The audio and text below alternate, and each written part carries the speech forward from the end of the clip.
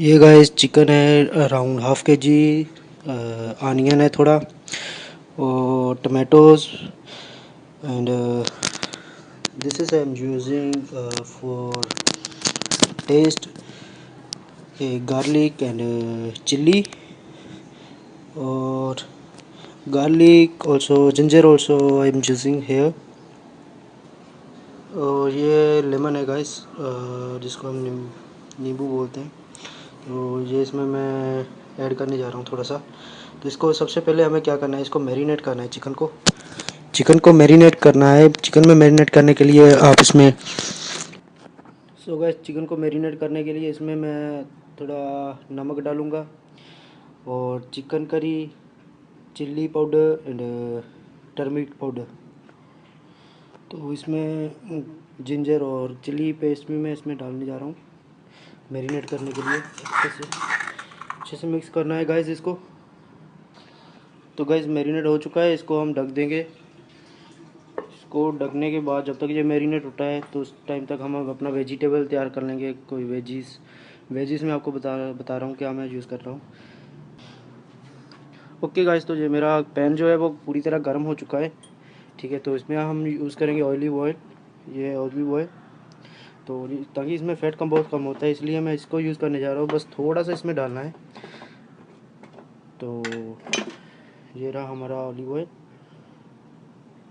बस बहुत है। अराउंड टीस्पून 1, 10 और। तो इसके अंदर मैं थोड़ा सा नमक डालने जा रहा हूँ ताकि इसका जो टेस्ट है वो अच्छा रहे। तो ओके गाइस, मेरा चिकन भी जो ऑलमोस्ट मैरिनेट हो चुका है। अभी इसको कुक करने के लिए मैं फिर से थोड़ा सा ऑलिव ऑयल यूज़ करूँगा।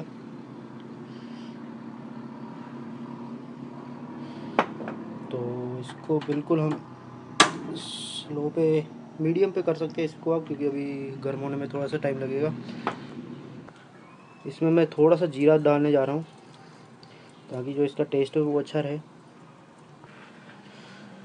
तो इसके अंदर अपना अनियन डालोगे। अनियन डालने के बाद इसको चंगी तरह मिक्स कर लें। ओके गाइस, तो यहाँ पे मेरा चिकन जो मैं ऑलमोस्ट मेरे अनियन हो चुके हैं उसको, इसके बाद मैं अपना चिकन डालने जा रहा हूँ इसके अंदर। बिल्कुल ध्यान से, क्योंकि इसके अंदर थोड़ा सा पानी रह गया था, तो जिसके कारण जो आपका ऑयल है वो बाहर आ सकता है। आपकी बॉडी पे थोड़ा सेफ्टी रखे ज़रूर अपनी। ठीक है, तो इसको हम अच्छी तरह मिक्स कर लेंगे। इसकी जो थोड़ी सी फायर को हम इसको मीडियम में कर देंगे ताकि जो हमारा चिकन है वो जल्दी पक जाए, क्योंकि अभी मेरा टाइम हो रहा है काम पे जाने का। सॉरी गाइस, तो इसीलिए मैं जल्दी में ऐसी वीडियो बना रहा हूँ, लेकिन आपके ये ज़रूर काम आएगी। तो इसको आप बनाने के लिए बहुत इजीली ये आप ट्राई कर सकते हो। आप घर पे हो, कहीं पे भी हो, तो इसको बनाने के लिए बहुत इजीली आपको अवेलेबल होगा पूरे इंडिया में। कहीं भी से भी आप ख़रीद सकते हो। इसमें ज़्यादा कोई सामान ज़्यादा बजट लगाने की ज़रूरत नहीं है। ठीक है, तो guys just wait for it. जब तक ये कुकर हो जाता है, सिर्फ 7-8 मिनट तक कुकर जब हाफ कुक हो जाएगा, इसके अंदर हम जो अपना टोमेटो हमने किया हुआ है, ये इसको हम थोड़ा जब हाफ कुक हो जाएगा उसके अंदर हम डाल देंगे। अगर आप चाहते हैं तो इसको आप मिक्सचर में ब्लेंड भी कर सकते हो, तो ताकि इसकी प्यूरी बन जाती है, वो से अच्छा रहता है, इसमें भी अच्छा रहेगा।